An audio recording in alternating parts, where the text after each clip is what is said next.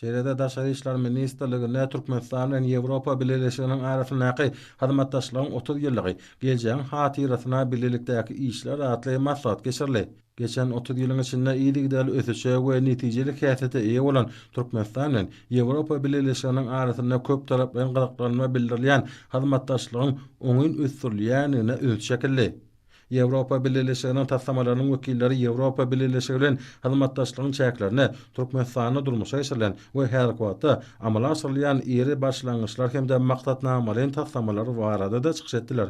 Olar durnukly ösüş, ulaw, daşky uşaw goramak we beýleki ugurlarda hyzmatdaşlygyň möhümdigini bellediler. Forumun çäklerine Türkmenistanyň energetika ministrligi, Türkmenga döwlet konserni bilen Germaniýanyň halkara hyzmatdaşlyk boýunça jemgyýetiniň arasynda özara düşünşmek hakynda ähtnama gol çekildi. Çäratnyjylaryň öňünde täze birlikdäki tassamalary halkara sewda merkezi tarapyndan durmuşa geçirilýän Türkmenistan sewdanyň durnuklygyny we özara goşulmagyny ýokarlandyrmak hemde Ýewropa Birleşiginiň Türkmenistanyň ýaşyl ösüşini gollaw bolan syýasy dialog we 2024-2028 ýyllarda howanyň üýtgemegine garşy hereketler atly tassamalary tanışdyrmak şäherleri guruldy. Ýurdumyz bilen Ýewropa Birleşiginiň arasynda parlamentary gatnaşyklaryň ösüşi, howpsuzlyk bagatda sewda, bilim, ýaşyl energetika ulgamlarynaky hyzmatdaşlyk hemde degişli ugurlarda ýurdumyzda üstünlikli durmuşa geçirilen maksatnamalar bilen bagly meseleler aral maslahatlaşyldy.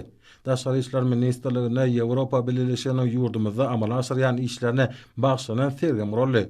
Şeýlelikde bu içeri diplomatik gatnaşyklaryň ýoly goýulmagynyň taryhy ähmiýetini şoklanyndyrmak bilen şäklenme. Eýsem Ýewropa Birleşigi bilen Türkmenistanyň arasynda durly ulgamlardaky hyzmatdaşlygyň wajypdygyny we netijeligini görkezdi.